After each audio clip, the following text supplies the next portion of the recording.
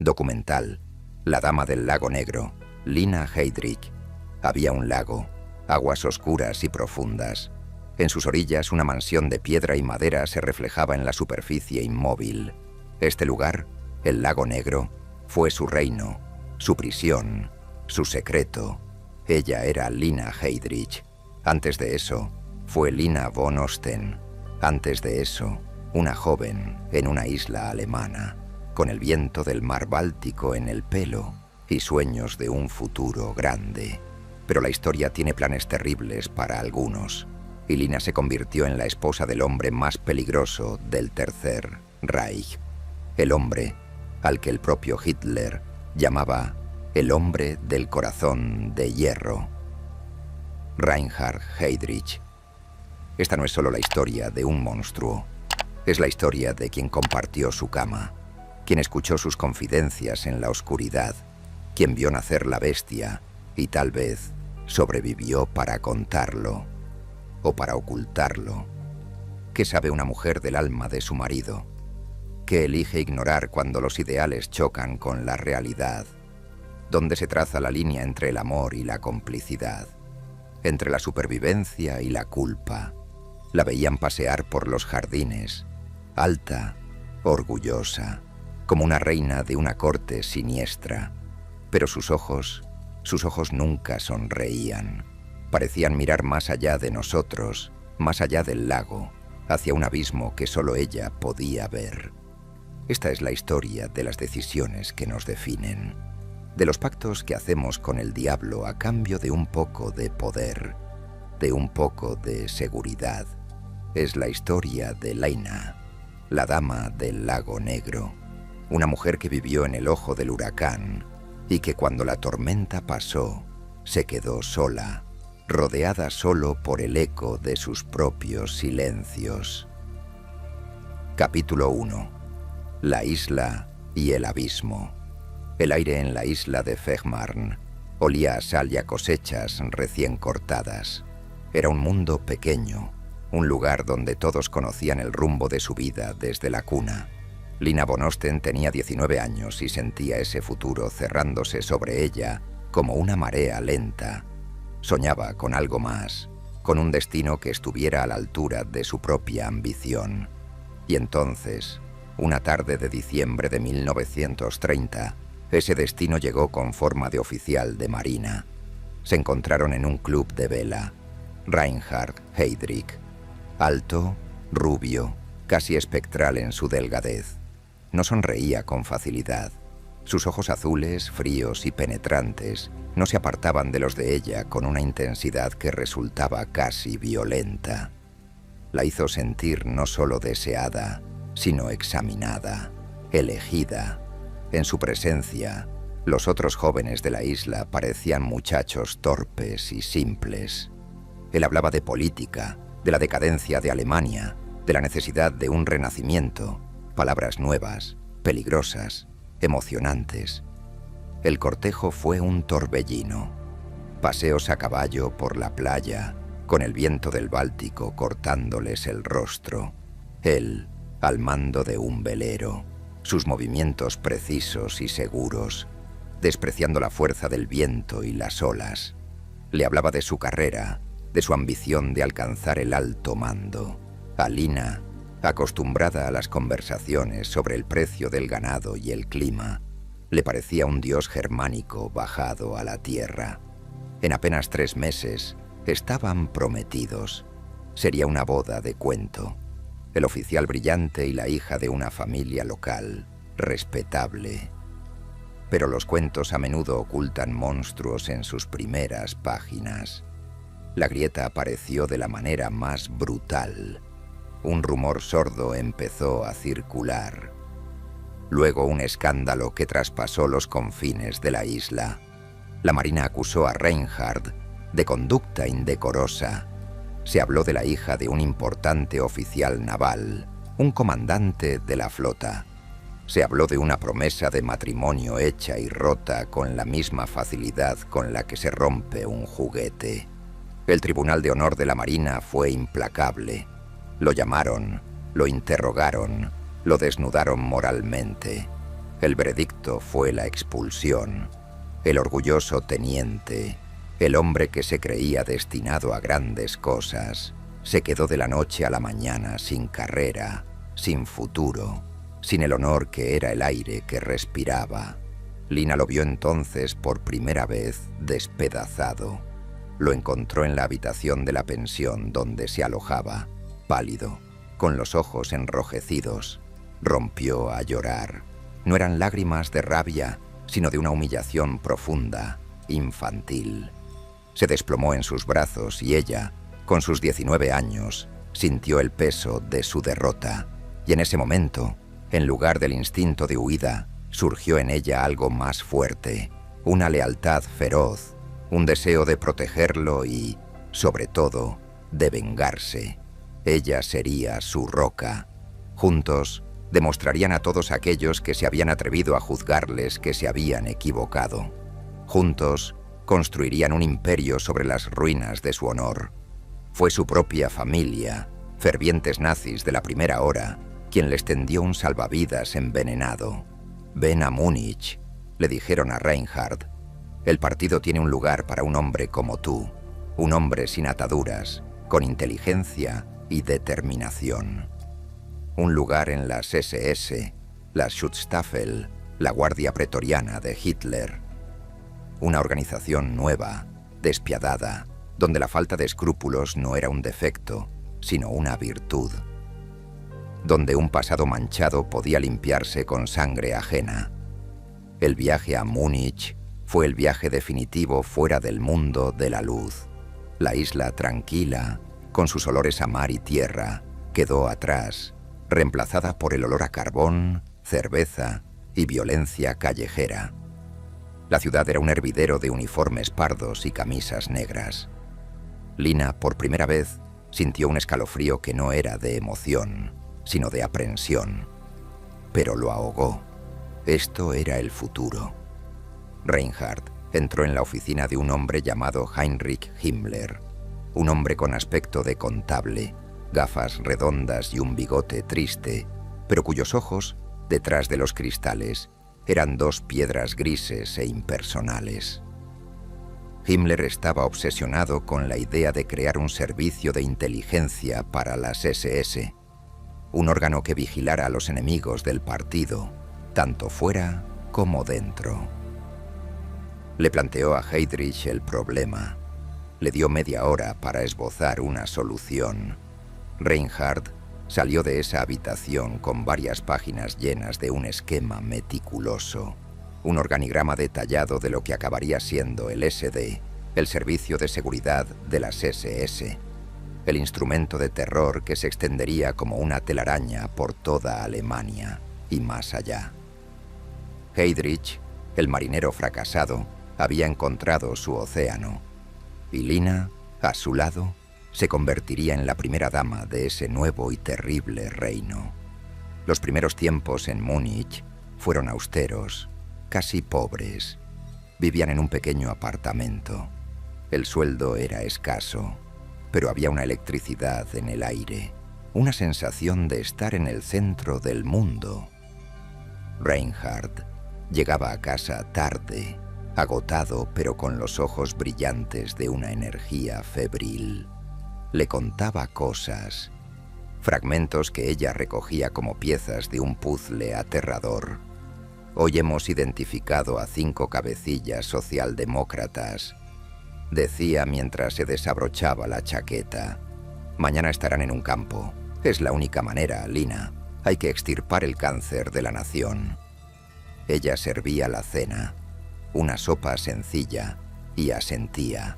Eran jóvenes, ambiciosos, y estaban construyendo el nuevo orden desde la base. El miedo que empezaban a inspirar en los demás era, para ellos, una prueba de su poder. Pero una noche llegó a casa con el uniforme negro manchado de barro y algo más.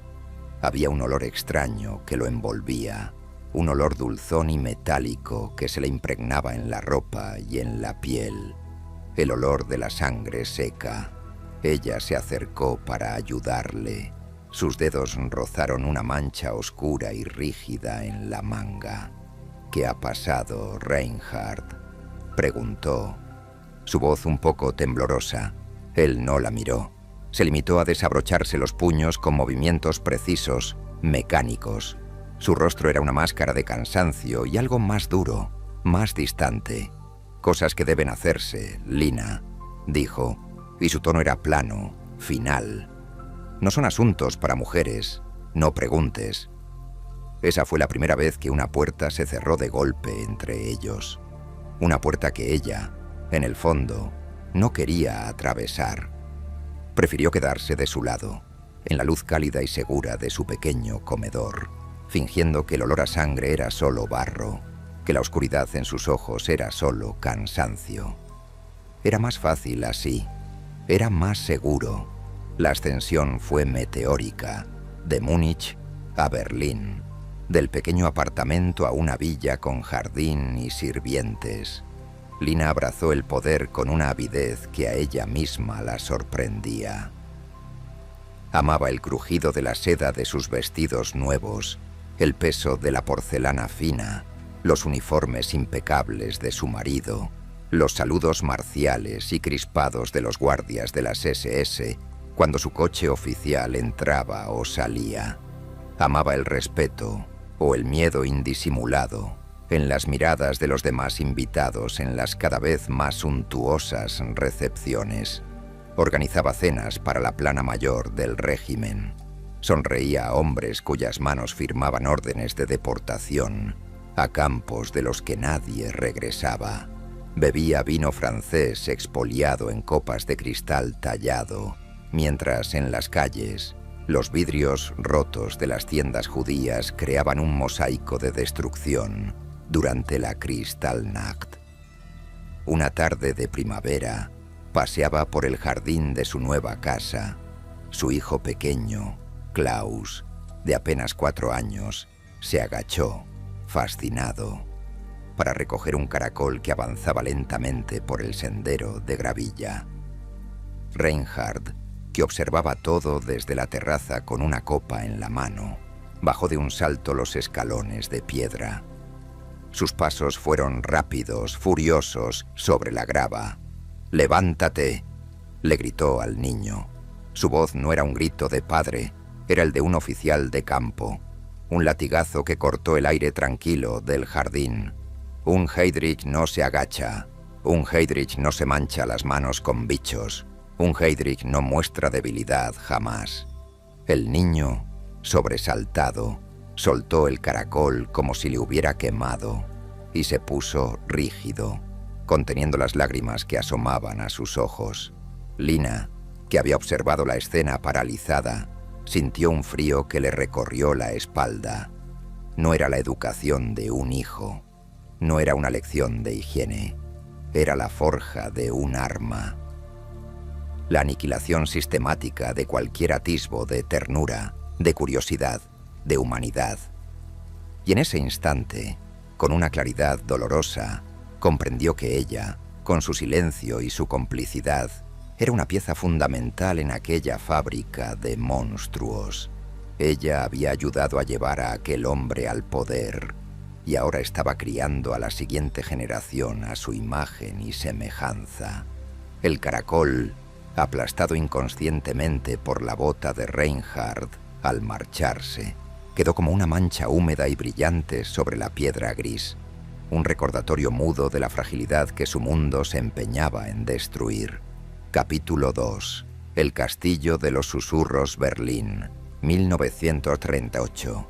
La villa de los Heydrich no era un hogar, era un castillo de los susurros, una fortaleza de elegancia y poder, donde las alfombras gruesas ahogaban los pasos y las pesadas cortadas de terciopelo ocultaban las miradas. Pero las paredes, aún así, susurraban con el crujir de los expedientes que Reinhard revisaba hasta altas horas de la madrugada. Susurraban con el eco de las conversaciones telefónicas, breves y mortales, que decidían destinos. Lina reinaba sobre este mundo de apariencias, pero su trono estaba hecho de cristal. Un golpe fuerte y todo podía hacerse añicos. Su día a día era un ballet meticuloso de protocolo y vigilancia. Por la mañana, el chofer la llevaba a los mejores almacenes. Los dependientes se inclinaban ante ella con una servilidad que rayaba en el pánico. ¿Algo más, gnädige Frau Heydrich? Ella elegía sedas, joyas, muebles para la casa. Cada compra era un acto de afirmación, una prueba de su nuevo estatus. Pero incluso en estos momentos de triunfo personal, la sombra era alargada. Una vez, una joven dependienta, nueva en el establecimiento, titubeó al darle el cambio. Sus manos temblaban ligeramente. Lina la miró fijamente, con esa frialdad que había aprendido de su marido.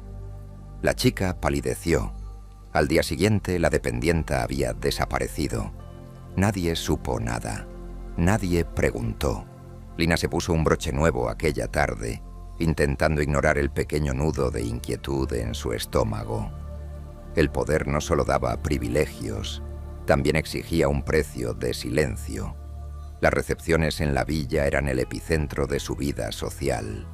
Un mundo grotesco y brillante. Hombres con uniformes negros decorados con calaveras bebían coñac y hablaban de música clásica. Reinhardt, con su violín, podía emocionarse interpretando a Brahms y, media hora después, en su estudio, firmar una orden para la solución final de un problema logístico en un campo de concentración. La desconexión era absoluta.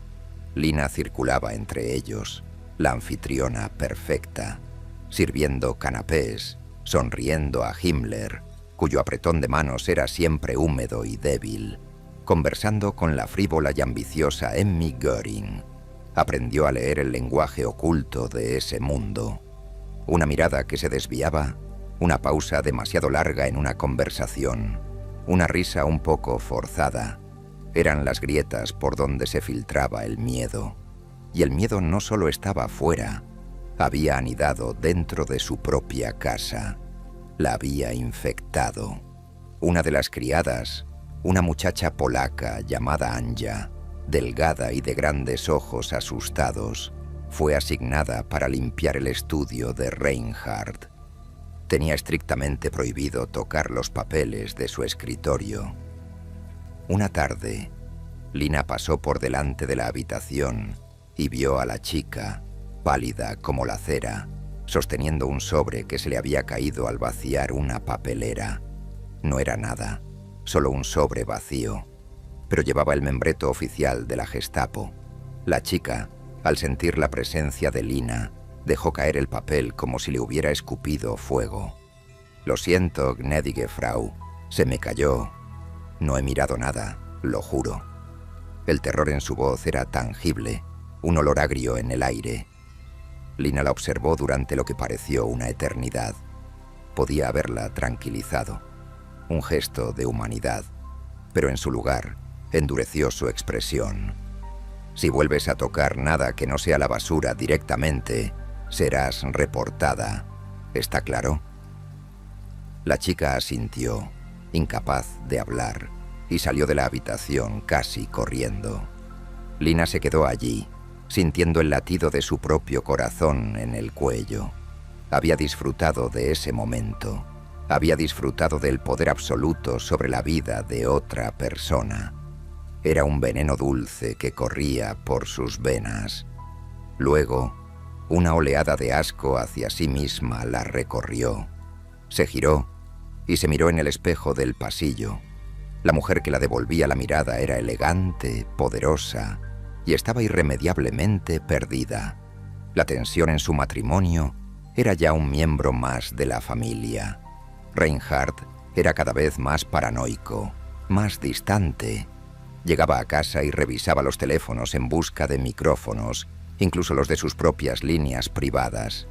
Desconfiaba de todos, incluida, a veces, ella. Sus discusiones se volvieron más frecuentes y más ásperas. Él la acusaba de ser frívola, de gastar demasiado, de no comprender la magnitud de su trabajo. Ella le recriminaba su ausencia, su frialdad. el horror que empezaba a adherirse a su apellido como una mancha imborrable. Una noche, tras una discusión particularmente violenta, Reinhardt salió dando un portazo. Horas más tarde, Lina lo oyó llegar.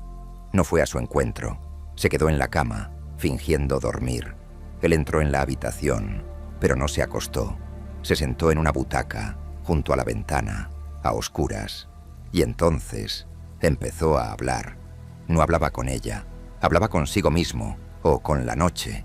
Su voz era un susurro ronco, cargado de un cansancio infinito. Hoy en Dachau tuvimos un problema, un envío mayor del previsto. La capacidad es un problema logístico, un problema de espacio, como almacenar sacos de patatas, pero no son patatas. Hizo una pausa. Lina contuvo la respiración, el cuerpo rígido bajo las sábanas. Uno de los guardias nuevos, un blando, se desmayó. Tuve que reemplazarlo. La eficiencia es lo único que importa. La eficiencia y la limpieza. Hay que mantener la línea de producción. Es por el bien de Alemania. Todo es por el bien de Alemania.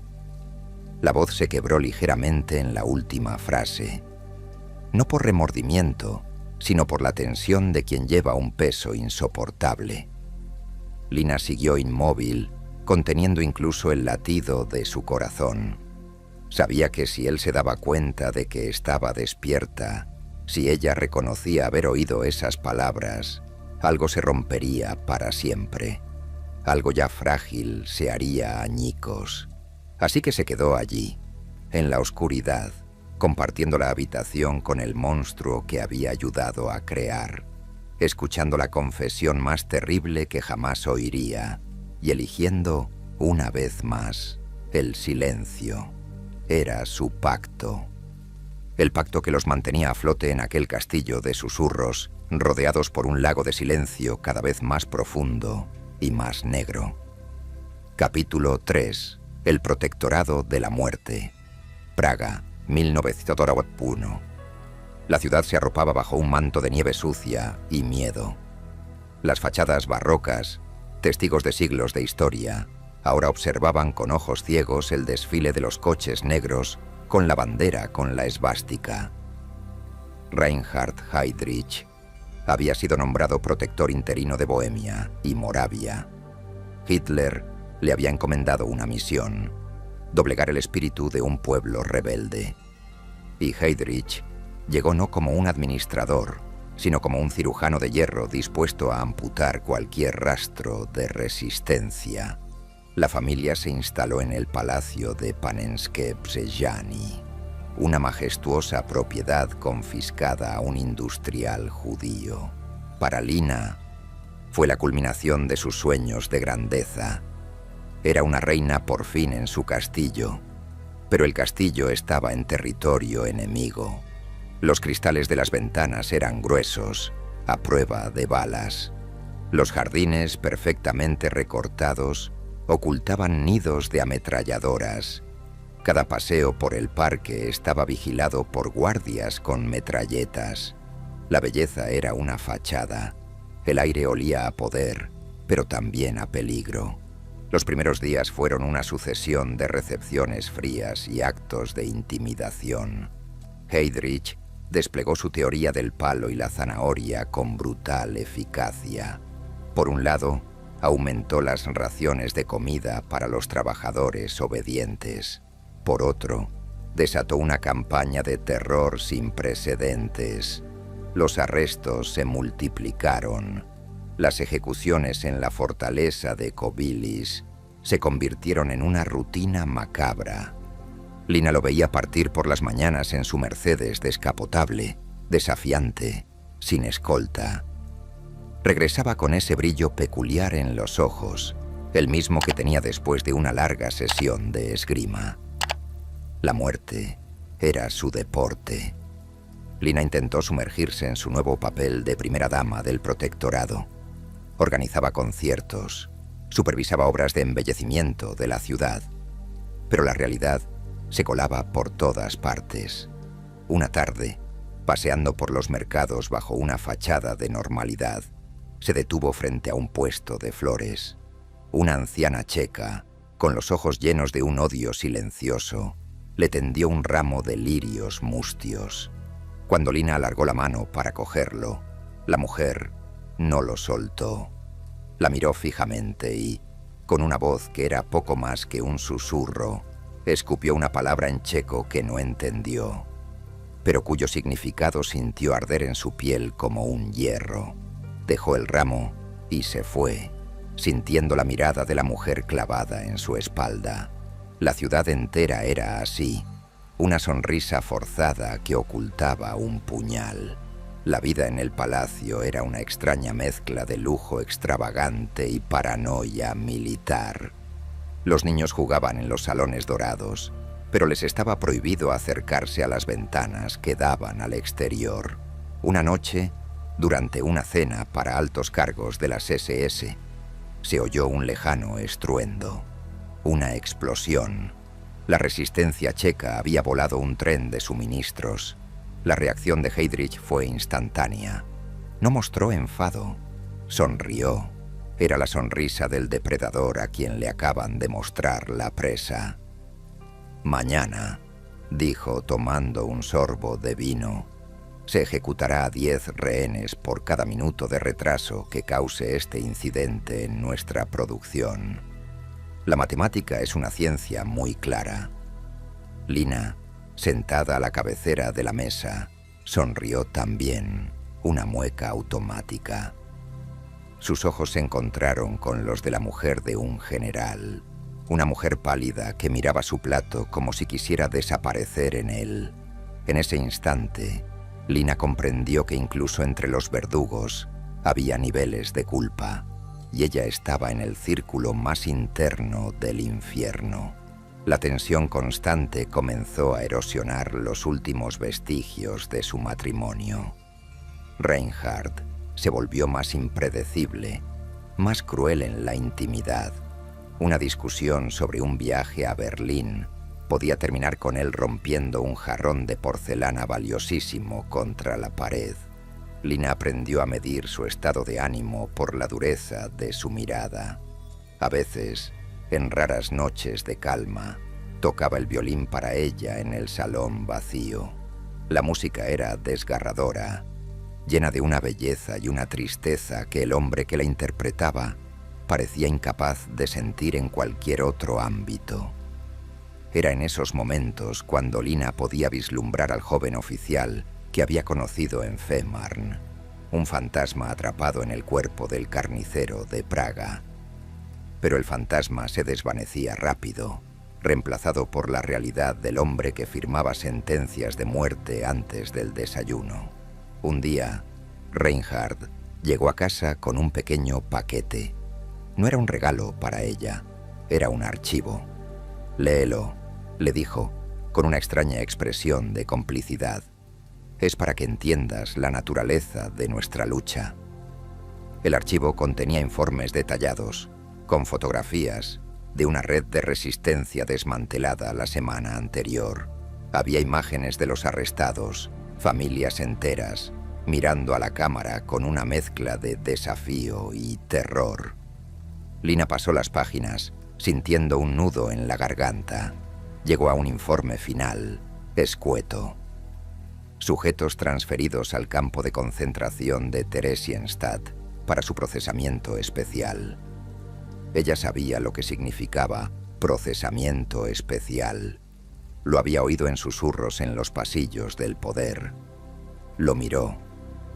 «¿Por qué me muestras esto?» Él se encogió de hombros. «Para que sepas que tu seguridad, la de nuestros hijos, depende de que yo haga mi trabajo. Cada uno de estos rostros representa una bala que podría estar dirigida a ti, o a Klaus, o a Haider». No era una explicación, era una justificación, y de la manera más retorcida, era también una declaración de protección. Esa noche, Lina no pudo dormir. Los rostros de las fotografías se mezclaban en su mente con el de la anciana del mercado. Estaba viviendo en el centro de la tormenta, y la tormenta empezaba a arrastrarla consigo. El palacio ya no se sentía como un triunfo, se sentía como una celda elegantemente amueblada, y las rejas las había forjado ella misma. Decisión tras decisión, silencio tras silencio. Capítulo 4. La operación y el silencio. La primavera de 1942 llegó a Praga con un tímido sol que no lograba calentar el frío que se había instalado en los huesos de la ciudad. El 27 de mayo era un día sorprendentemente cálido. Reinhard Heydrich se preparaba para otro día en la oficina.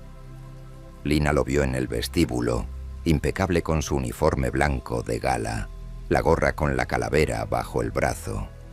Discutieron, como era habitual.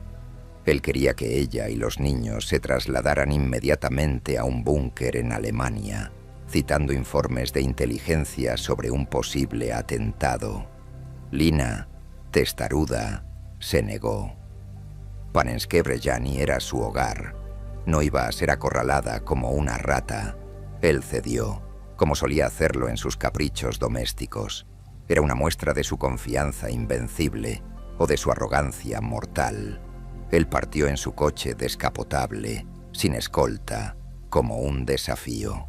El motor del Mercedes rugió y se perdió por el camino arbolado. Lina se quedó en el palacio, con un mal presentimiento que atribuyó al calor y a la discusión. Las horas pasaron con lentitud. El sonido de la ciudad era el de siempre: tranvías, coches, la vida bajo ocupación, hasta que de repente un sonido diferente atravesó la mañana, lejano, seco. No fue un estruendo, sino algo más sordo, una explosión. Luego, silencio, un silencio más aterrador que cualquier ruido. Minutos después el teléfono sonó, voces alteradas, palabras entrecortadas. Atentado. El SS Obergruppenführer, herido. El mundo de Lina se contrajo hasta el tamaño de esa palabra, herido. El pánico, frío y metálico, le agarrotó el pecho. Ordenó que llevaran el coche. El trayecto hasta el hospital Bulovka fue un borrón de calles grises y rostros pálidos. Lo encontraron tendido en una cama, consciente, pálido como la sábana que lo cubría. No había gritos de dolor, solo una rabia feroz en sus ojos. La explosión de una granada británica le había destrozado el diafragma, incrustado esquirlas y fragmentos del propio auto en la espalda, y lo peor, introducido partículas del relleno del asiento en el bazo, sembrando una infección letal. Los siguientes días fueron una pesadilla en cámara lenta. La mejor cirugía alemana luchó por salvarlo. Hitler envió a sus médicos personales. Lina no se movió de su lado. Lo veía debatirse entre la fiebre y la lucidez. En un momento de aparente calma, él agarró su mano. Su fuerza era sobrehumana. Lina, susurró, su voz un hilillo de aire. El hombre, el que lo hizo, tienen que encontrarlo, tienen que destruirlos, a todos. No muestres piedad, ninguna. Eran las órdenes de un moribundo, no las palabras de un esposo. Ella asintió, las lágrimas cayendo sobre su mano. Él no lloraba, solo planificaba su venganza desde el lecho de muerte. La infección se propagó, la sepsis. Su cuerpo, tan fuerte y atlético, se rindió. Reinhard Heydrich murió el 4 de junio de 1942. La noticia se extendió por Praga como un reguero de pólvora. Para algunos era una liberación. Para el régimen era una declaración de guerra. Lina, vestida de luto riguroso, asistió a los funerales en Berlín como una autómata. Hitler pronunció un discurso fúnebre, llamando a Heydrich el hombre del corazón de hierro. A ella la trataron como a una viuda heroica, pero en su interior solo había un vacío helado y el eco de la última orden de su marido. Y la venganza llegó. Se llamó Operación Anthropoid. 2 pueblos, Lidice y Leyaki, fueron seleccionados como chivos expiatorios. Los hombres fueron ejecutados. las mujeres deportadas a campos de concentración, los niños fueron separados, la mayoría enviados a cámaras de gas, otros, los de aspecto arianizable, entregados a familias alemanas. Lina lo supo, lo leyó en los informes que ahora, irónicamente, llegaban a sus manos. La maquinaria de muerte que su marido había perfeccionado se utilizaba para borrar del mapa su nombre y el de su familia. Ella no protestó, no pudo. La orden de no mostrar piedad resonaba en su cabeza. Había sido convertida en cómplice no solo de sus actos, sino también de la brutalidad desatada en su nombre. De vuelta en el palacio de Panenske Brejani, el silencio era ahora absoluto. Los susurros habían cesado. Solo quedaba el peso de la ausencia y la culpa. Recorría las habitaciones vacías, pasando la mano por el piano que Reinhardt ya no tocaría. Olía su colonia en los armarios, un fantasma persistente. Una noche bajó a la bodega, buscando un vino.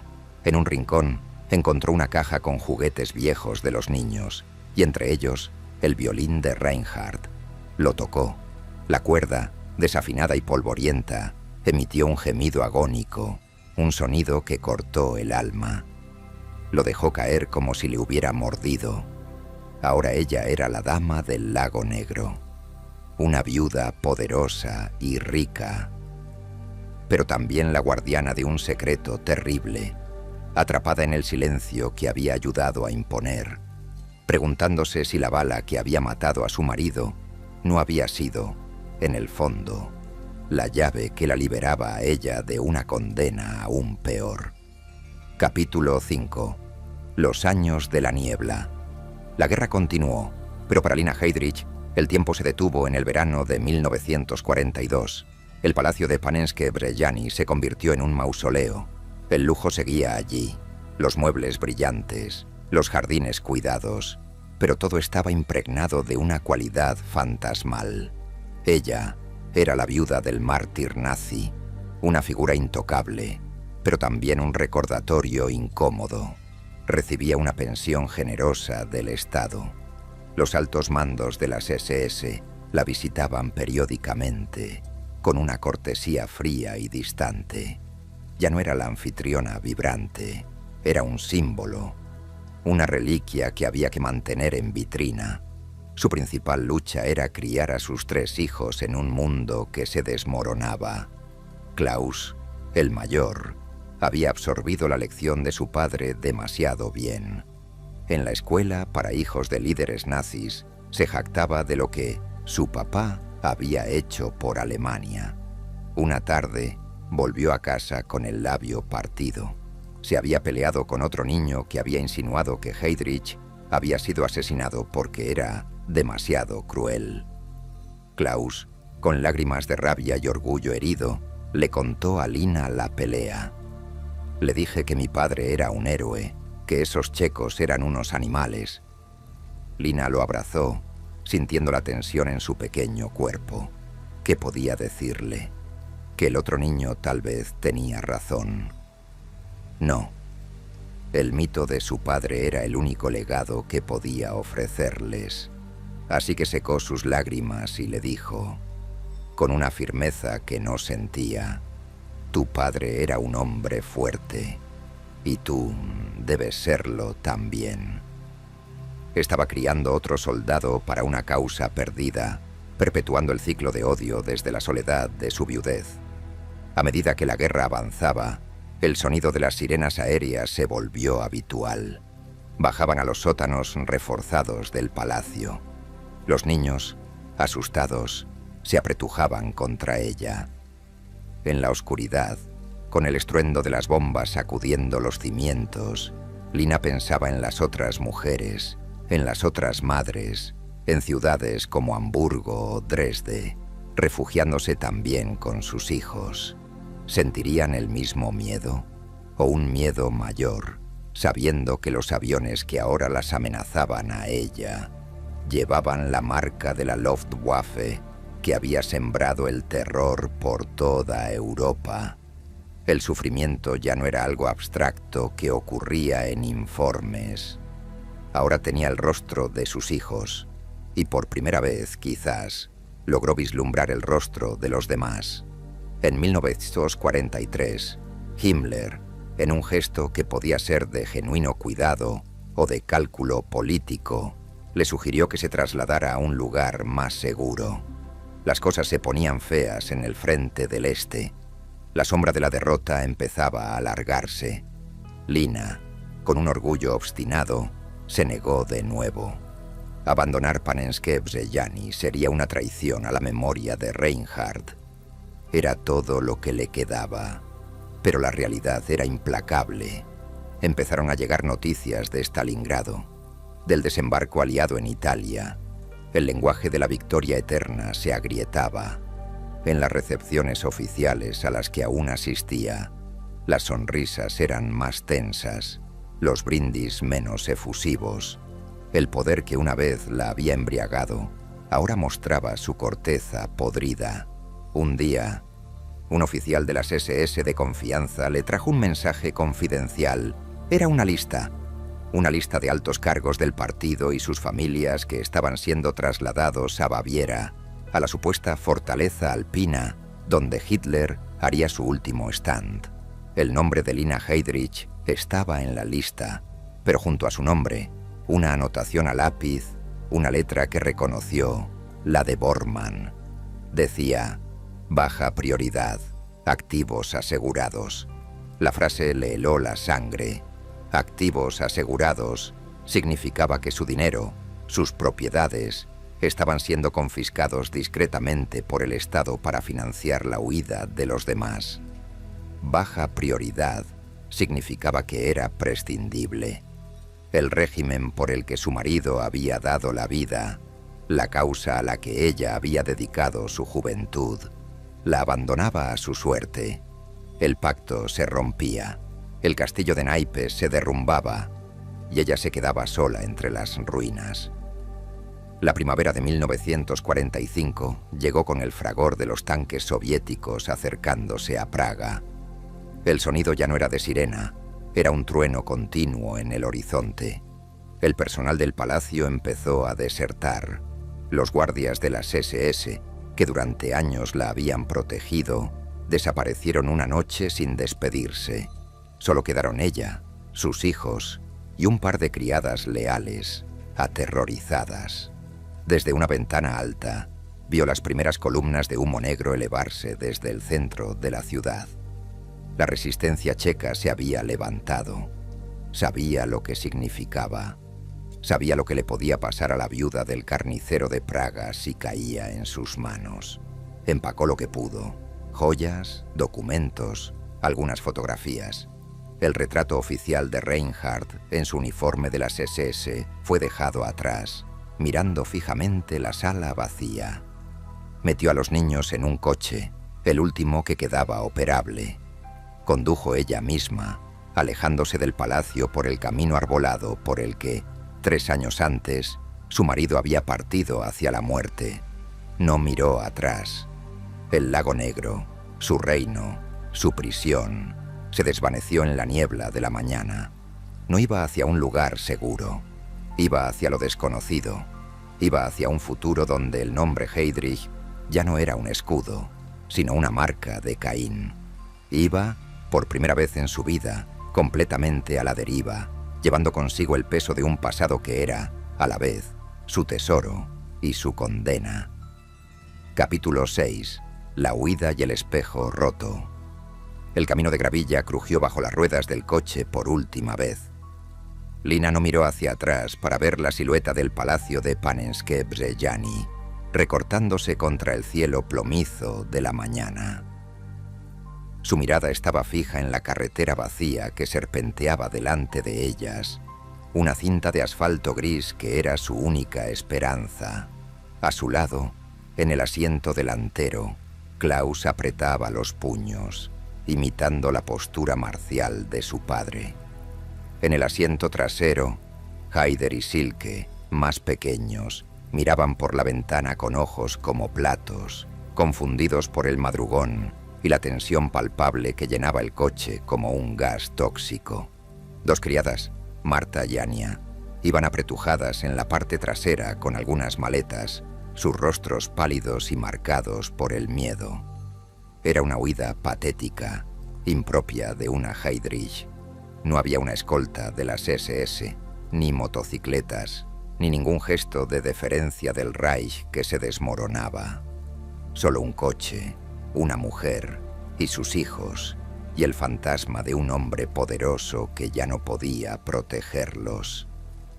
Los primeros kilómetros fueron un silencio opresivo, solo roto por el run-run del motor y la respiración entrecortada de Silke. Lina conducía con las manos agarrotadas al volante, cada nervio de su cuerpo alerta, esperando en cada curva encontrar una barricada, un grupo de partisanos checos con los rostros deformados por el odio, o lo que era casi peor, una columna de tanques soviéticos avanzando implacablemente. La primera parada fue forzosa. Un control improvisado de la Wehrmacht, soldados jóvenes con uniformes sucios y miradas cansadas, les bloqueó el paso. Un oficial, un muchacho de no más de 20 años con el casco ladeado, se acercó con desgana. Papeles. Lina, con el corazón golpeándole las costillas, le tendió sus documentos. El joven oficial los miró, luego la miró a ella, luego volvió a los documentos. Sus ojos se abrieron ligeramente al leer el apellido. Heydrich. No dijo nada. No hubo un saludo, ni una muestra de respeto. Solo un asentimiento casi imperceptible, un gesto de la mano para que siguieran adelante. Su mirada, sin embargo, fue más elocuente que cualquier palabra.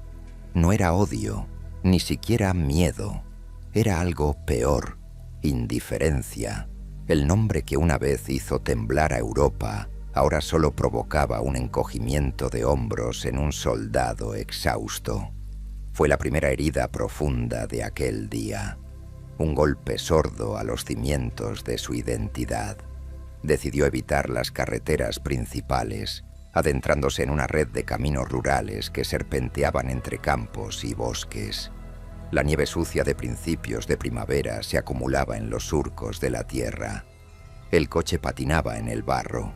El paisaje, antaño un símbolo del dominio alemán sobre el territorio checo, ahora se sentía hostil, lleno de ojos invisibles que las observaban desde detrás de los árboles. Pararon en una arboleda para que los niños hicieran sus necesidades. Klaus, imitando a su padre, se paseó con las manos en la espalda, inspeccionando el terreno como si fuera suyo. Haider, más sensible, se agachó para tocar la corteza de un abedul. «Mira, mamá, está llorando», dijo, señalando la savia que brotaba de una grieta. Lina lo miró.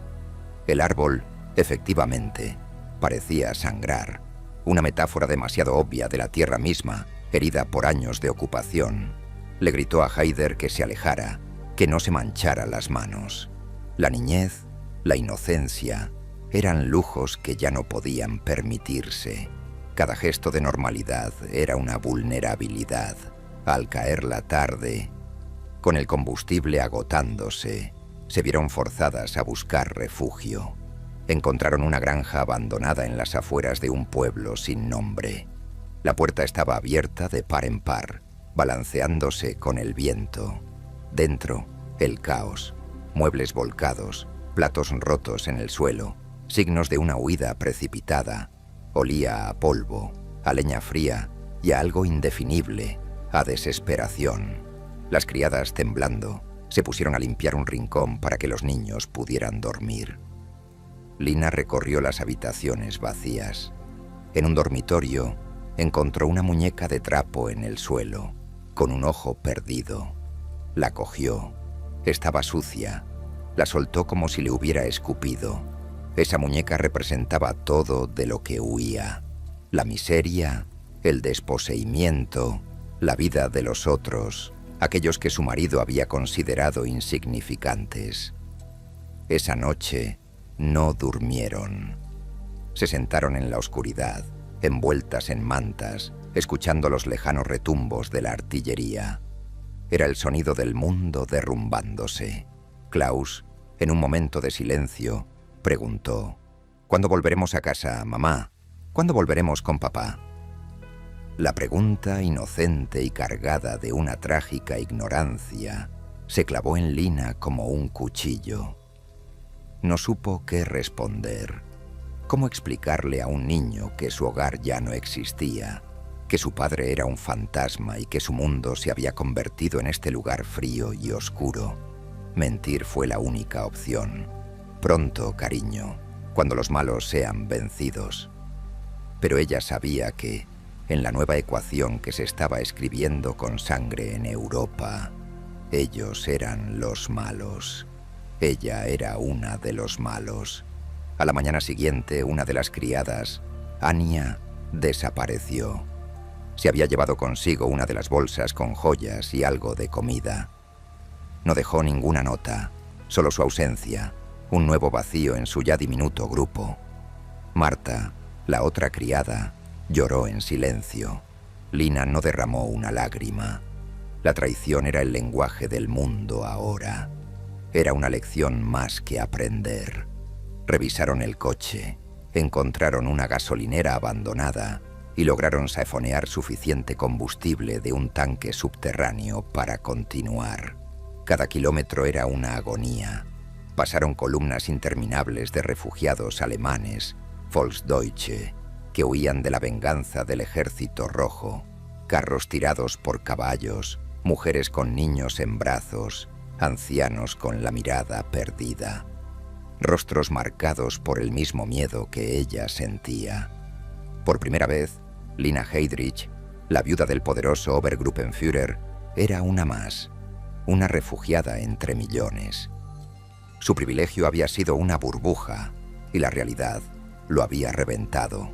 En un cruce de caminos, un grupo de estas personas, exhaustas y hambrientas, les rodeó el coche suplicando comida, agua, cualquier cosa. Una mujer, con un bebé en brazos que lloraba débilmente, golpeó la ventanilla de Lina. «Por piedad, un poco de agua para mi hijo». Lina la miró. Vio la suciedad en su rostro, la desesperación en sus ojos, y entonces hizo algo que la sorprendió a ella misma. Bajó el vidrio solo 1 centímetro, y con una voz que no reconocía como propia, fría y cortante, dijo: «No tenemos nada, sigan adelante», y cerró la ventanilla. La mujer la miró con una mezcla de incredulidad y odio, antes de ser arrastrada por la marea humana. Lina arrancó el coche y pasó de largo.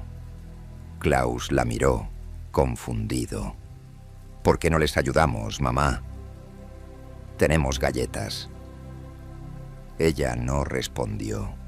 Miró por el espejo retrovisor. La multitud se alejaba, convertida en una mancha gris, y en ese instante se vio a sí misma reflejada en el cristal. No vio a la dama elegante del lago negro. Vio a una mujer con el rostro demarcado, el pelo grasiento y unos ojos en los que ya no quedaba rastro de la joven de Fehmarn. Eran los ojos de su marido, fríos, decididos, desprovistos de piedad. El espejo no mostraba su reflejo, mostraba su herencia y su condena. La huida no era solo una cuestión física, era un viaje hacia el interior de su propia alma, y lo que encontraba allí la aterraba. Capítulo 7. La máscara y el nombre falso. Llegaron a una pequeña ciudad bávara, un lugar de calles empedradas y casas con entramado de madera que parecía a salvo de la guerra. Era mayo de 1945. Alemania había capitulado. El Tercer Reich, el edificio de 1000 años, era un montón de escombros humeantes. El sonido no era el de las bombas, sino el silencio. Un silencio pesado, cargado de derrota y de un miedo nuevo, más insidioso, el miedo a los vencedores. Encontraron una pensión barata en las afueras. La dueña, una mujer regordeta y de mirada recelosa, les alquiló 2 habitaciones en la buhardilla. Lina pagó con un anillo de oro. No hizo preguntas. En este nuevo mundo, la discreción era la moneda más valiosa. Aquellas habitaciones bajo el techo, con sus muebles desvencijados y la luz tenue que se filtraba por una pequeña claraboya, eran su nuevo universo. El contraste con la opulencia de Panenskep Seyani era tan abismal que resultaba surrealista. El primer desafío fue el más profundo: dejar de ser Lina Heydrich. Se convirtió en Laina Manninen, una viuda de guerra de origen alemán-finlandés que huía de los avances soviéticos en Prusia Oriental. Inventó una historia, la repitió hasta memorizarla. Su marido, un simple soldado, caído en el frente del Este. Ella, una maestra. Practicó un acento ligeramente diferente, suavizó su postura, aprendió a bajar la mirada. Fue como despojarse de la piel propia, de una identidad forjada durante 15 años de poder y privilegio. La máscara le quedaba mal, le rozaba, pero era su única protección. Marta, la criada leal, se convirtió en su hermana. Fue Marta quien se encargó de lo más difícil: salir a la calle. Era ella quien hacía cola durante horas para conseguir las magras raciones de comida que distribuían los aliados. Era ella quien traía las noticias, los rumores que circulaban por la ciudad. Los carteles con las caras de los criminales de guerra más buscados, las listas de personas buscadas para su interrogatorio. El nombre de Heydrich estaba en todas partes, pero como un espectro del pasado. Por ahora, la máscara de Lina Manninen parecía funcionar. La vida se redujo a una existencia mínima, animal. Lavar la ropa en un barreño con agua fría, cocinar patatas insípidas en una estufa de leña, calentar agua para bañar a los niños. Lina, que nunca había planchado una sábana ni pelado una patata, tuvo que aprender. Sus manos, acostumbradas a sostener copas de cristal, ahora tenían callos y grietas. La elegancia fue la primera víctima de la paz. Una tarde, Silke, la pequeña, empezó a toser. Una tos seca y persistente que resonaba en la habitación diminuta. No tenían medicina, no tenían dinero para un médico. Lina pasó la noche en vela, con la niña en sus brazos, frotando su espalda, sintiendo una impotencia feroz. Esa impotencia era el sabor amargo de la nueva normalidad. El poder que una vez tuvo no servía para bajar la fiebre de su hija. Klaus era el problema más grande. Se negaba a aceptar la nueva realidad. Se resistía a responder al nombre falso que le habían dado. En la calle, si veía a un soldado aliado, fruncía el ceño y bajaba la cabeza con rabia, no con sumisión. «Nosotros somos los Heydrich», le susurró a su madre una noche con una intensidad aterradora. «Ellos son los enemigos. Papá luchó contra ellos». Lina lo agarró de los hombros con una fuerza que lo sorprendió. «Olvida ese nombre», le dijo, con los dientes apretados. «¿Me oyes? Olvídalo. Si lo dices, nos matarán a todos. Nos colgarán como a los demás». Fue la primera vez que usó la verdad como un arma para asustar a su propio hijo. Klaus la miró y por primera vez no vio a su madre. Vio a una extraña asustada. Algo se rompió entre ellos en ese momento. La lealtad al fantasma de su padre se interponía entre la necesidad de supervivencia. Los meses pasaron. La tos de Silke remitió. Haider se adaptaba mejor, encontrando consuelo en los pequeños insectos que atraía a la claraboya. Klaus se volvió taciturno y rebelde. Y Lina aprendió a moverse por la ciudad como una sombra. Aprendió a no llamar la atención, a mezclarse con las otras mujeres vestidas con harapos, a aceptar una mirada de lástima o de desdén sin inmutarse. Una vez, en el mercado, un vendedor le gritó por regatear el precio de unas manzanas podridas. Todas sois iguales. Os creíais dioses y ahora mendigáis como ratas. Ella agachó la cabeza y se fue sin la comida, la humillación ardiéndole en las mejillas. Esa noche lloró en silencio, ahogando los sollozos en la almohada para que los niños no la oyeran. Estaba llorando por la manzana podrida, por el insulto, por las manos agrietadas, por el fantasma de su marido que no la protegía, por el hijo que la despreciaba, por la hija que había estado enferma, por la vida de lujo y poder que era solo un eco lejano.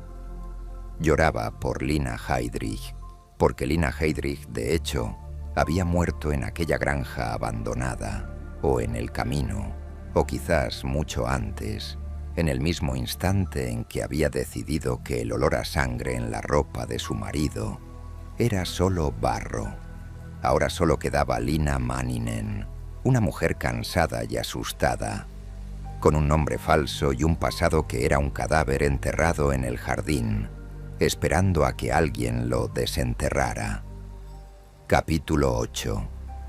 Las cenizas del pasado. Los años de la posguerra se arrastraron con una lentitud agónica. La Alemania en la que ahora vivía Lina Manninen era un país fantasma, un paisaje de escombros y almas en pena. La pensión de la buhardilla se convirtió en su mundo, un universo reducido a los sonidos de la calle, el goteo de un grifo que nunca cerraba bien y el eco de sus propios pensamientos.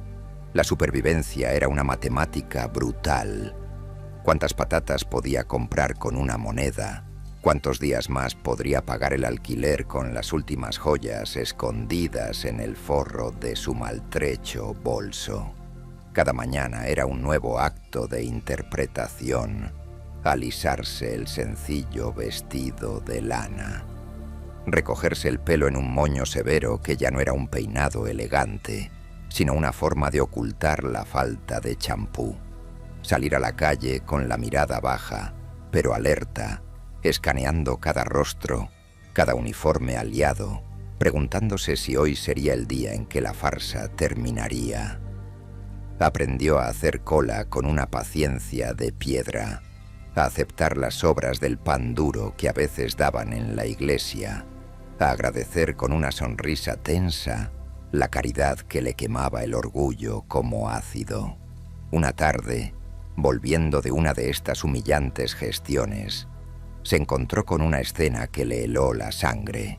Klaus, ahora un adolescente alto y de mirada dura, estaba en el callejón trasero de la pensión, hablando con dos hombres. No eran alemanes. Llevaban abrigos largos, sombreros y una actitud de fría autoridad que ella reconoció al instante. Eran cazadores. Quizás de la CIC, la inteligencia americana, o de los servicios británicos. Klaus gesticulaba, hablando con vehemencia. Lina se escondió tras una esquina, el corazón latiéndole con tanta fuerza que creyó que la delataría. No podía oír las palabras, pero vio como uno de los hombres le ofrecía un cigarrillo a Klaus, un gesto de camaradería calculada.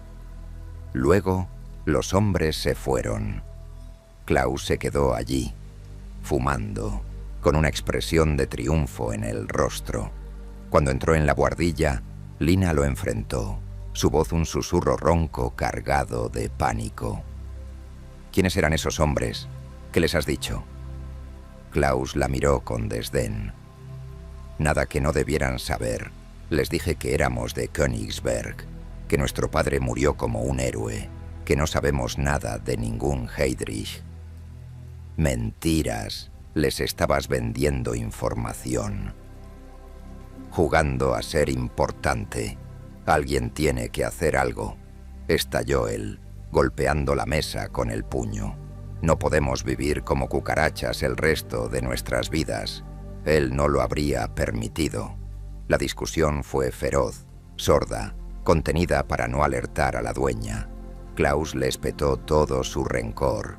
La acusó de ser cobarde, de manchar la memoria de su padre, de arrastrarlos a esta existencia miserable.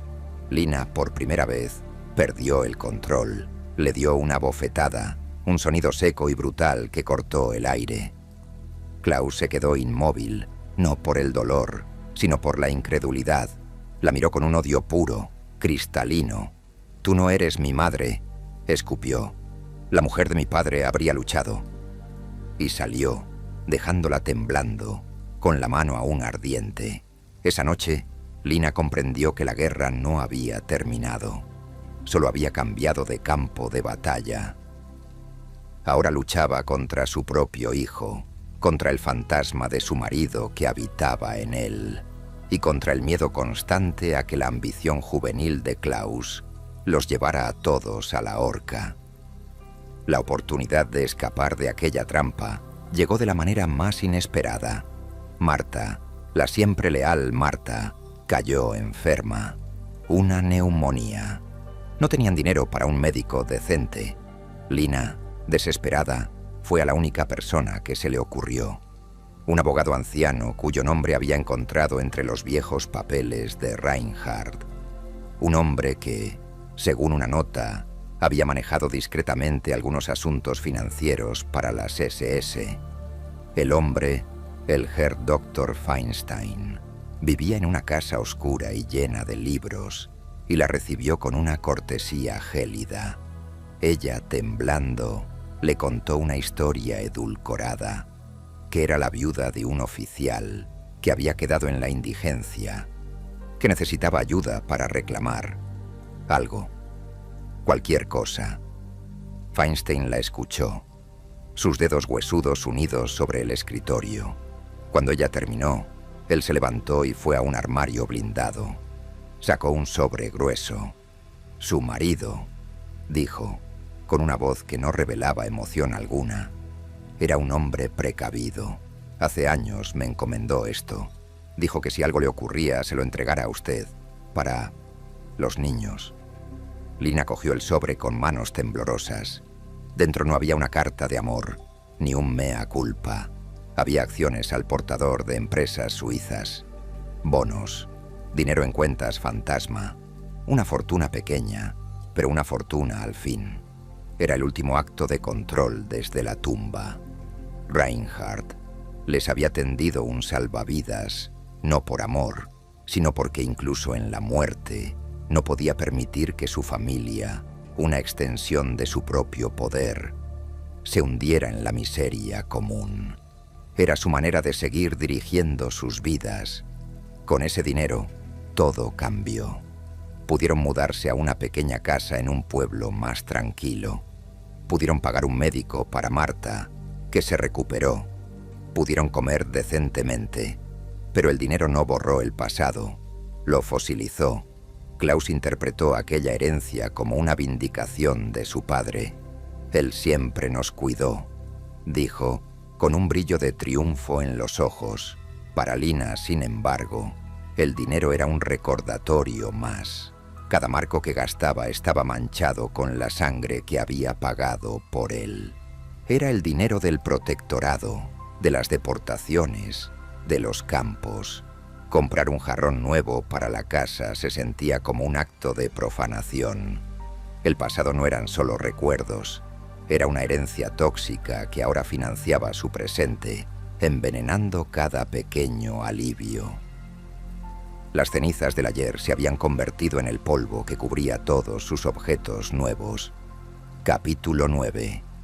El regreso a la isla.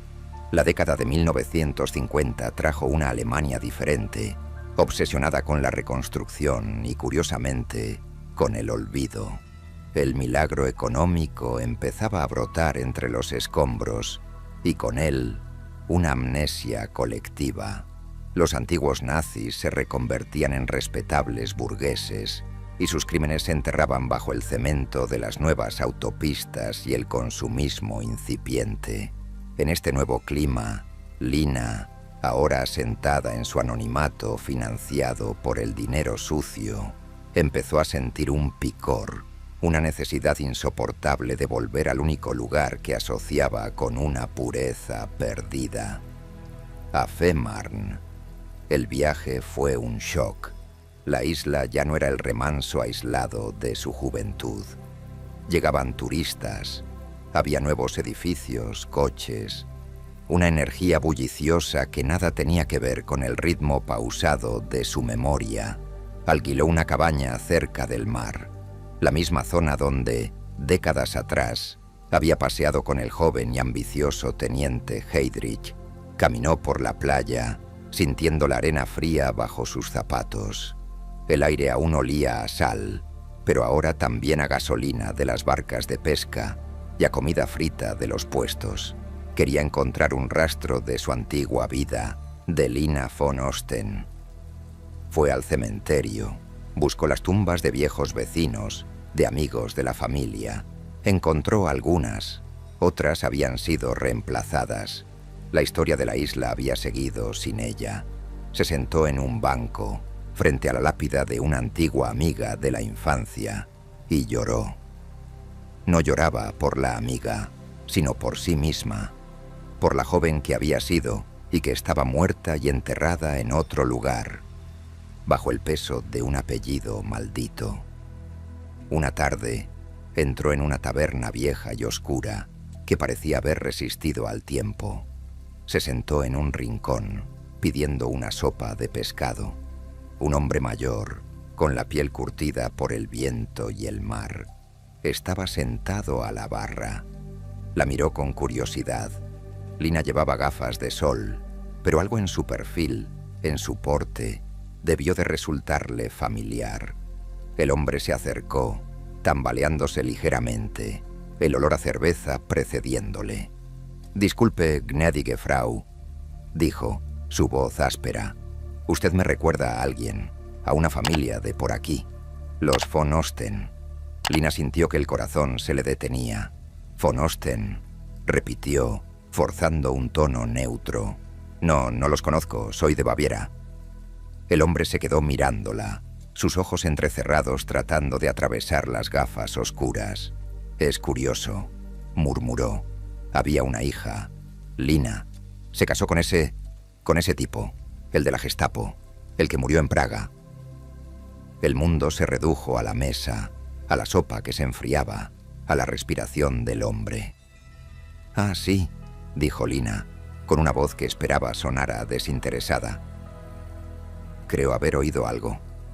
El hombre bajó la voz, como si compartiera un secreto sórdido. «Fue una lástima. Una chica decente. La familia nunca fue la misma después de eso. Se fueron de la isla. La gente, ya sabe, hablaba». «¿Y ella?», preguntó Lina sin poder contenerse. «¿Qué fue de ella?». El hombre se encogió de hombros, dando un sorbo a su jarra. «¿Quién sabe? Muerta, probablemente, o escondiéndose como una rata, con ese apellido. Mejor estar muerta». Le dio las gracias por la compañía y volvió a la barra. Lina se quedó allí, inmóvil. Las palabras resonaban en su cabeza. Mejor estar muerta. Aquel hombre, un desconciudadano cualquiera, había pronunciado su sentencia. No había vuelta atrás. No había redención posible. Lina von Osten había sido borrada no solo por sus actos, sino por la memoria de su propio pueblo. El regreso a la isla no había sido una reconciliación, había sido un funeral. El funeral de su último alias tolerable, el de la joven inocente que una vez fue. Al irse de Fehmarn al día siguiente, miró por última vez el mar que la había visto nacer. Ya no sentía nada, solo un vacío enorme y silencioso. La isla ya no era su hogar. Era solo un decorado de un recuerdo que había dejado de pertenecerle. Capítulo 10. Las memorias del silencio. La casa en el pueblo anónimo se convirtió en su búnker definitivo. Con el paso de los años, los hijos se fueron marchando. Klaus irremediablemente se unió a círculos de antiguos camaradas, viviendo de la nostalgia de un régimen que apenas recordaba. Haider, el más sensible, se distanció, buscando una vida tranquila y anónima, lejos de la sombra paterna. Silke se casó y formó su propia familia, llevándose consigo los pedazos más sanos del legado familiar. Lina se quedó sola, rodeada de muebles correctos y del ruido ensordecedor de su pasado. Fue entonces cuando empezaron a llamar periodistas, historiadores, cazadores de mitos nazis. La leyenda de la viuda del monstruo era un trofeo jugoso. Al principio se negaba en redondo, colgaba el teléfono, rompía las cartas sin leerlas. Pero una llamada fue diferente. Era un escritor joven. Su voz era calmada, no acusadora. No quería hablar de Reinhard, dijo. Quería hablar de ella, de cómo era vivir con un hombre así, de lo que se ve desde la primera fila del abismo. Esa llamada plantó una semilla en su mente. Y sí era su oportunidad, no de justificarse, eso lo sabía imposible, sino de dar su versión, de crear una narrativa que ella pudiera controlar, de pasar de ser un objeto de la historia a ser su sujeto, aunque fuera de manera póstuma. La idea se convirtió en una obsesión. Empezó a escribir, no unas memorias al uso, sino un torrente de recuerdos desconectados, impresiones, justificaciones amargas y, a veces, destellos de una verdad dolorosa. Escribía en una mesa junto a la ventana, mirando el jardín. Las palabras fluían con dificultad al principio, luego con una urgencia febril. Hablaba de la isla, del joven oficial, de la seducción del poder. Escribió sobre las cenas en Berlín, describiendo los menús, los vestidos, las conversaciones triviales junto a los arquitectos del Holocausto. Pero cuando llegaba a las partes difíciles, a la noche de la confesión en Praga, a los ojos de la anciana del mercado, a la sangre en el uniforme, la pluma se detenía. El silencio, su viejo aliado, se resistía a ser traicionado. Un día recibió la visita de Klaus, ahora un hombre de mediana edad, con el rostro marcado por el resentimiento y la cerveza. Había oído rumores de que su madre estaba escribiendo un libro. Estalló en cólera. «Es una traición», gritó, recorriendo la estancia. «Es escupir sobre la tumba de mi padre. Él te dio todo, y esto es como le pagas, convirtiéndote en una chismosa para esos buitres». Lina, por primera vez, no se intimidó. Lo miró con una frialdad que lo calmó. «Tu padre», dijo, lentamente, «me dio una vida en una jaula de oro. Me pidió que fuera cómplice de cosas que ni siquiera tú puedes imaginar. Y lo hice, pero esta historia es mía también, y yo decido cómo contarla». «¿Y qué vas a contar? ¿Qué le dirás al mundo? ¿Que eras su víctima?», la interrogó Klaus con sarcasmo. Lina guardó silencio.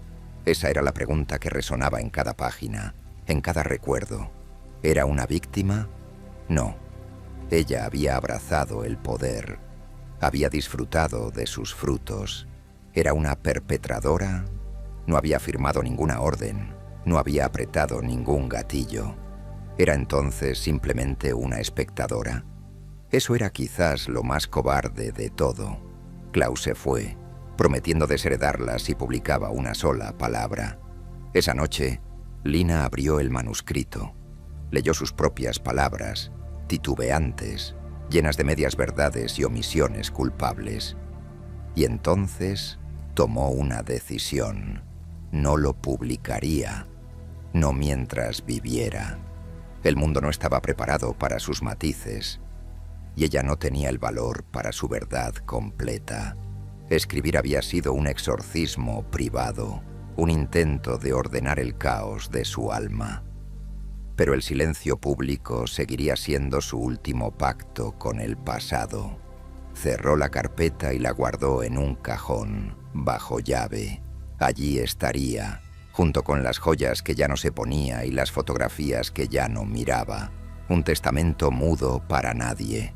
Se levantó y se acercó a la ventana. Afuera, la noche era tranquila. Ya no quedaban fantasmas que enfrentar, solo el peso de una vida entera vivida en el filo de la historia. Se había pasado la existencia huyendo, escondiéndose, justificándose. Ahora, al final del camino, solo le quedaba una certeza. No importaba lo que escribiera o callara, el juicio más severo no estaba en los libros de historia, ni en los ojos de los demás, sino en el silencio perpetuo que había anidado en su propio corazón. Un silencio que había comenzado como un refugio y había terminado por convertirse en su única y verdadera condena. Capítulo 11. El juicio de la historia. Los años finales de Lina Heydrich fueron una larga y lenta caída hacia la irrelevancia. La vida en su casa se volvió monótona, un ciclo de días grises marcados por el tic-tac de un reloj de pared y el crujido de las maderas envejecidas. El mundo fuera de sus paredes seguía girando, pero cada vez le importaba menos. Alemania había pasado página, o al menos había arrancado el capítulo más sangriento de su libro de historia y lo había guardado en un archivo polvoriento. Los juicios habían terminado. Los grandes criminales habían muerto o estaban en prisión, y figuras como la suya, secundarias, ambiguas, se desvanecían en la niebla del tiempo, sin el dramatismo de un veredicto final. Pero el juicio al que ella más temía no era el de un tribunal, sino el de la historia, y este llegó, no con estridencia, sino con el suave golpe de un libro sobre el felpudo de su entrada. Era una voluminosa biografía de Reinhard Heydrich, escrita por un historiador joven y meticuloso. Lo compró con manos temblorosas. Pasó días sin atreverse a abrirlo, dejándolo sobre la mesa del salón como un artefacto explosivo. Finalmente, una tarde de lluvia, lo abrió. Fue una experiencia desgarradora. Allí, en páginas llenas de notas al pie y referencias a archivos desclasificados, estaba la vida de su marido diseccionada con una frialdad clínica. Leyó sobre sus amantes, sus intrigas, su sadismo metódico. La conferencia de Wannsee, donde se planeó la logística del exterminio, todo estaba allí, documentado, incontestable. Pero lo que más le dolió no fue la exposición de los crímenes de Reinhard, sino su propia presencia en el relato. Ella aparecía como una nota a pie de página, un accesorio. La esposa, Lina Heydrich, parecía disfrutar del lujo y el estatus que su posición le confería. No hay indicios de que intentara disuadir a su marido o expresara desaprobación. Era como si su vida, sus dilemas, su miedo, su complicidad, todo se redujera a unas pocas frases desapasionadas. Había sido juzgada y sentenciada no como un monstruo, sino como algo quizás peor, como irrelevante. Poco después recibió una visita inesperada. Una mujer, una historiadora israelí, joven y de mirada intensa pero serena. No venía a acusarla, dijo. Venía a entender cómo una sociedad entera pudo permitir aquello, y en particular, cómo las mujeres que estaban en el corazón de la tormenta, como ella, lo vivieron. Lina, endurecida por décadas de silencio, se mostró fría al principio, pero la mujer no insistió, no presionó. Simplemente habló. Le habló de sus propias investigaciones, de las víctimas cuyas historias había rescatado del olvido. No con rabia, sino con una tristeza profunda. En un momento, la historiadora mencionó el nombre de un pueblo, Lidice. El nombre cayó en la habitación como una losa. Lina no pudo evitar un leve temblor. La mujer lo notó. «Usted estaba en Praga entonces, ¿verdad, Frau Heydrich?», preguntó suavemente. «Cuando arrasaron el pueblo, cuando asesinaron a los hombres, cuando se llevaron a los niños». Lina asintió, incapaz de hablar. Su mente retrocedió a aquellos días de junio de 1942, al sonido de las sirenas, al olor a medicinas en el hospital, a la rabia de su marido moribundo.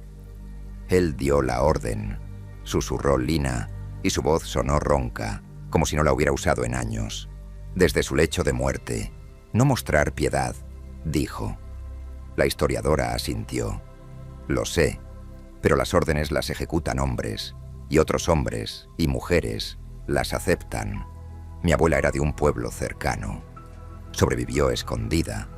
Me contó que durante semanas el humo de las casas de Lidice quemándose se podía ver desde su ventana. Y el olor a madera chamuscada y... otra cosa, nunca lo olvidó. Esa frase, el olor, fue lo que quebró a Lina. De repente no estaba sentada en su salón acogedor. Estaba de vuelta en Praga, oliendo la sangre en el uniforme de su marido, el miedo en el sudor de la criada, la densa niebla de culpabilidad que todo lo impregnaba. Y ahora, este nuevo olor, el de un pueblo entero quemándose como ofrenda fúnebre para el hombre al que ella amaba. Rompió a llorar. No eran lágrimas de autocompasión, sino un llanto convulso, profundo, que llevaba décadas gestándose en su interior. Lloró por los hombres de Leidice, por los niños que nunca volvieron, por la anciana del mercado, por la dependienta desaparecida, por su propio hijo Klaus, perdido en el odio, por la joven de Fehmarn, que nunca imaginó hacia dónde conduciría su amor. La historiadora no dijo nada, solo esperó. Cuando los sollozos amainaron, Lina, exhausta, miró a la mujer a los ojos. ¿Cree que lo sabía?, preguntó, su voz quebrada. ¿Cree que yo en el fondo lo sabía todo? La historiadora sostuvo su mirada. No importa lo que yo crea, Frau Heydrich. La única pregunta que importa es qué cree usted. Esa visita no trajo consuelo, no trajo absolución, pero trajo algo distinto, el peso abrumador de la perspectiva. Por primera vez, el pasado no era solo su pasado privado, un conjunto de recuerdos dolorosos. Era un espejo gigante que reflejaba el sufrimiento de incontables personas. Y ella, Lina Heydrich, había estado de pie del lado equivocado del cristal. El juicio de la historia no había terminado con una sentencia clara. Había terminado con una pregunta sin respuesta que resonaría en su silencio por el resto de sus días. Capítulo 12. El eco en el lago negro. La muerte de Lina Heydrich no fue noticia de portada. Ocurrió en la tranquilidad de su casa. Una muerte tan discreta como la vida que había llevado en sus últimas décadas. No hubo grandes manifestaciones de duelo, ni homenajes póstumos. Su funeral fue un asunto pequeño, familiar. Klaus, Haider y Silke estuvieron allí, unidos por un lazo de sangre y un pasado que los había marcado de maneras diametralmente opuestas. Incluso en la muerte, la sombra de Reinhard era alargada. Para Klaus, su madre era la última conexión con un padre heroizado. Para Haider, era un recordatorio de un trauma del que había logrado escapar. Para Silke, era simplemente su madre, una mujer compleja y dañada a la que había amado a pesar de todo. Antes de morir, Lina había dado una última instrucción sorprendente. Quería que sus cenizas fueran esparcidas en el lago negro, en Panenské Brzezany. No quería una lápida con su nombre. No quería un lugar donde la gente pudiera señalar o escupir. Solo quería volver al lugar que había sido, a la vez, la cima de su poder y el principio de su caída, el lugar donde había sido reina y prisionera. La petición generó un difícil periplo diplomático. Las autoridades checas no veían con buenos ojos que las cenizas de la viuda del carnicero de Praga regresaran, incluso simbólicamente, a suelo checo. Pero finalmente, tras insistentes gestiones de su hija Silke, se concedió el permiso con una condición. Debía ser un acto absolutamente privado, discreto y en silencio. Así, una mañana brumaria de otoño, sus hijos viajaron hasta la República Checa. El palacio de Panenské Brzezany ya no era el mismo. Tras la guerra, había servido para varios usos y ahora estaba semiabandonado. su grandeza pasada reducida a una melancolía decadente. Los jardines antes inmaculados estaban salvajes y descuidados. El lago Negro, sin embargo, seguía allí. Las aguas seguían siendo oscuras, profundas, impenetrables. Se situaron en la orilla, en el mismo lugar desde donde Lina solía contemplar su dominio. No dijeron nada. No había palabras que pudieran resumir la enormidad del momento. Silke abrió la urna y, con un gesto suave, dejó que el viento se llevara las cenizas de su madre sobre la superficie del agua. Flotaron un instante, una nube gris y efímera, antes de hundirse lentamente en la oscuridad, mezclándose para siempre con el légamo del fondo. No hubo una sensación de paz ni de cierre, solo la extraña y perturbadora quietud de un círculo que se cerraba. Lina Heydrich había vuelto a su lago, pero el lago ya no era suyo. Pertenecía a la historia, a la memoria de los que sufrieron, al paisaje de un país que había sobrevivido a la pesadilla que su marido ayudó a crear. Su legado no fue un libro de memorias, ni una gran fortuna, ni una fundación con su nombre. Su legado fue una pregunta incómoda que se cierne sobre la naturaleza de la complicidad. ¿Dónde está la línea entre el amor y la culpa? ¿Entre la supervivencia y la cobardía? ¿Hasta qué punto somos responsables de los monstruos que amamos? Lina no fue una víctima inocente, ni una perpetradora directa. Fue algo en ese vasto y gris terreno intermedio. Una testigo con poder, una cómplice por omisión. Una mujer que eligió el bienestar de su familia sobre el clamor de su conciencia y que pagó por esa elección con una vida entera de exilio interior. El eco de su vida no es un grito, sino un susurro que nos llega desde las orillas del lago Negro, desde los salones del poder nazi, desde las buhardillas de la posguerra. Un susurro que nos recuerda que el mal no siempre llega con botas marciales y discursos estridentes. A veces llega de la mano de un hombre apuesto que te hace sentir especial. A veces se sienta a la mesa de tu comedor, se pone tu anillo de boda y te pide que mires para otro lado. La historia de Lina Heydrich es, en última instancia, la historia de esas elecciones silenciosas, de esos pactos íntimos con la oscuridad y del precio terrible que exigen, no solo a los que las hacen, sino a todos los que les rodean. Un precio que, como las cenizas en el lago, se hunde en la profundidad del tiempo, pero nunca desaparece del todo. Gracias por acompañarnos en este viaje por la compleja y sombría vida de Lina Heydrich. La historia está llena de personajes en la penumbra, cuyas voces rara vez escuchamos. Si quieres explorar más rincones ocultos del pasado, suscríbete a nuestro canal y activa la campanita para no perderte nuestros próximos documentales. Tu apoyo nos ayuda a seguir rescatando estas historias del olvido. ¿Crees que Lina Heydrich fue una víctima, una cómplice o algo intermedio? Déjanos tu opinión en los comentarios. Nos vemos en el próximo video.